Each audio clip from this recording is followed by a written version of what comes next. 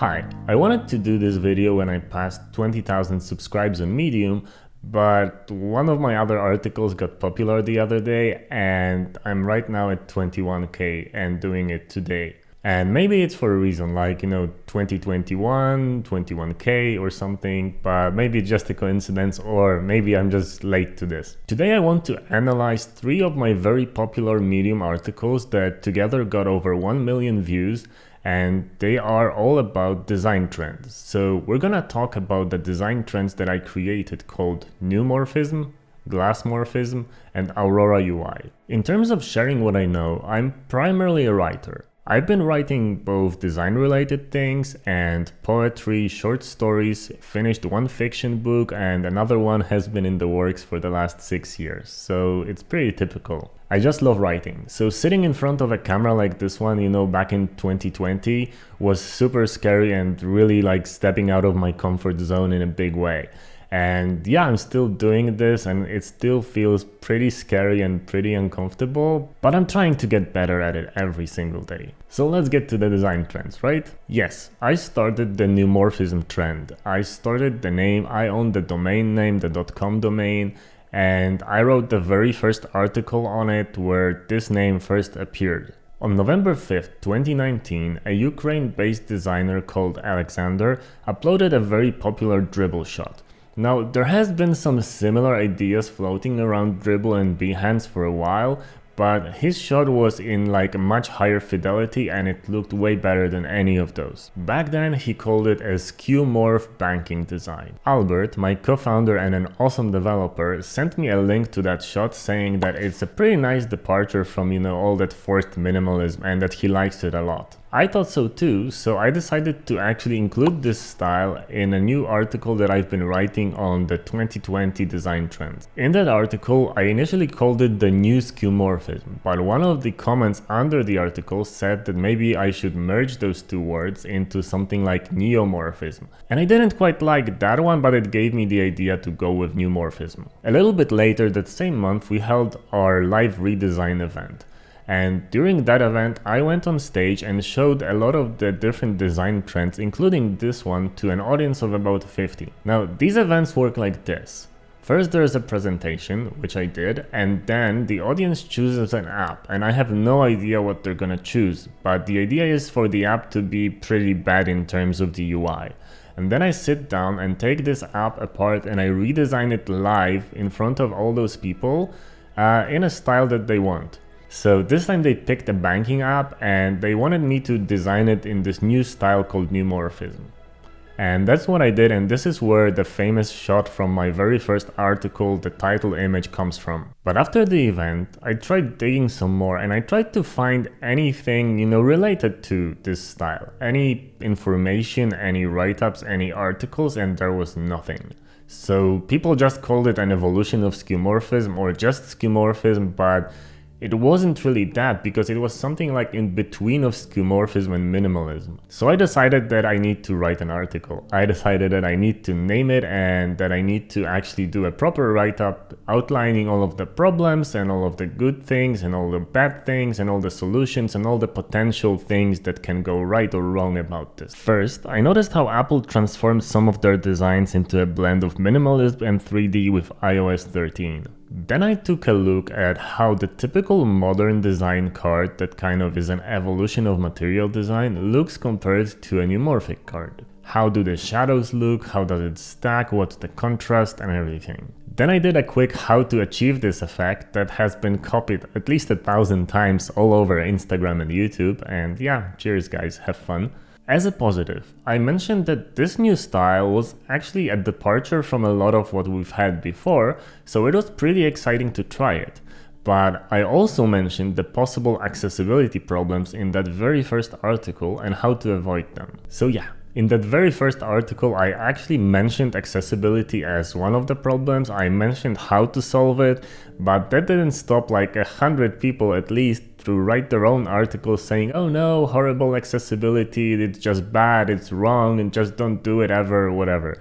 Yeah, so I guess they maybe didn't read my entire article. But my goal was never to really push neumorphism. My goal was to explore, be curious, and try to actually play around with this new trend to see if it's worth anything.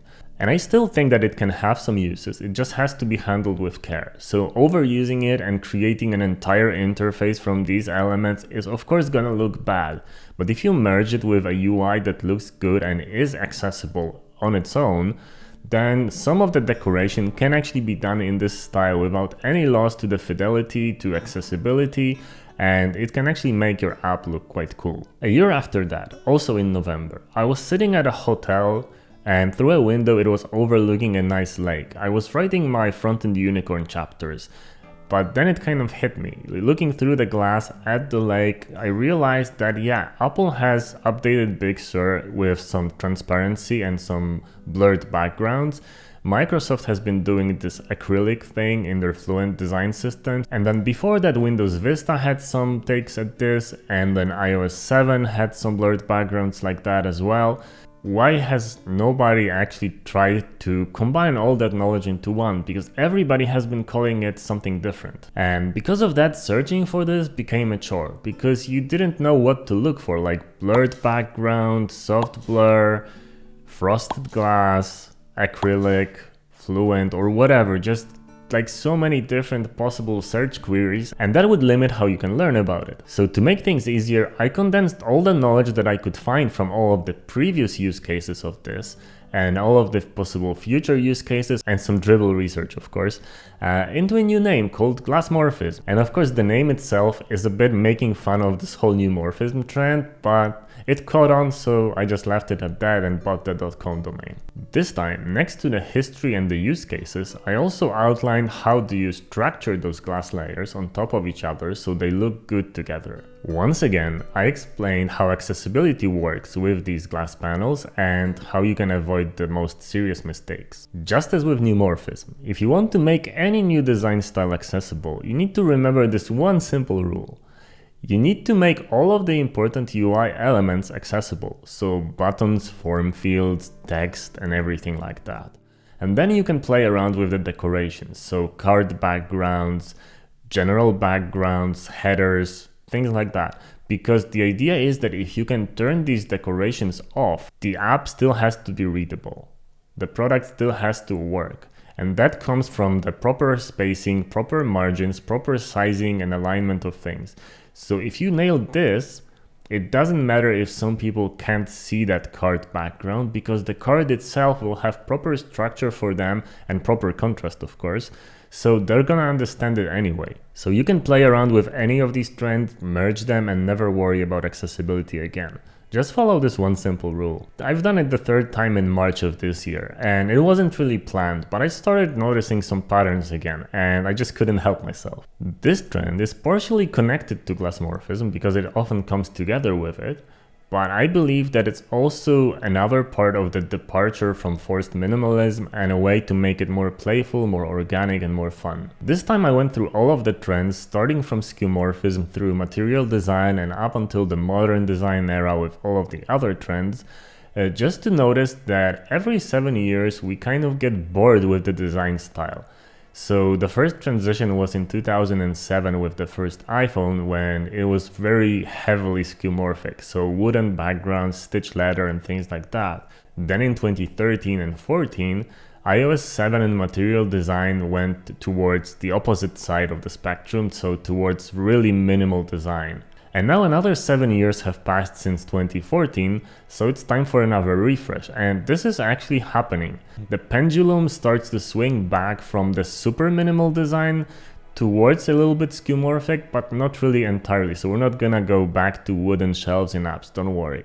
We're trying to experiment with some new things like organic blobby shapes, like transparent backgrounds, like possible extruded backgrounds, and some blurred backgrounds that make it look more organic and more natural. And like on Q, 2021 and Android 12 will actually have some of these patterns implemented because it simply became boring after 7 years, so proves my point. Aurora is another way to keep the main elements of the app accessible, so the actual UI, but also having a nice background that's just gonna give this new interface a way to shine. We started using this trend pretty early on our Instagram, you can follow us somewhere here, and pretty soon some of those very uncreative designers decided to steal or creatively inspire themselves or their post with our stuff, but that's fine, I don't mind, go wild. I'm gonna link a video where I explain how to achieve the effect of Aurora with a couple of different examples and a couple of mixes of Glassmorphism. You'll find the link in the description below. Okay, but now it's time for the main question. How do you come up with design trends? Like, I've been fortunate to come up with the 3 trends that have been trending both on Dribbble, Behance, and in the community, because there has been countless articles about them. So how do you do this? How can you create a new trend? So to be honest, I don't think that I create trends per se. I think that I just notice some patterns and I realize that my brain works in a way that it has to organize information, so I need to bring order into chaos. I simply organize stuff and give it a name. And I believe that the names should be pretty universal, so it shouldn't be called like frosted glass here and acrylic there. It should be called the same thing because it's gonna make it a lot easier for designers to actually work on these things and find them and look for information and explore. All of these trends are a part of the shift that I mentioned. Every 7 years, the industry, the UI design is shifting into something else because people get bored with what they had before. And these trends are important to explore, even though some of them might not be that useful.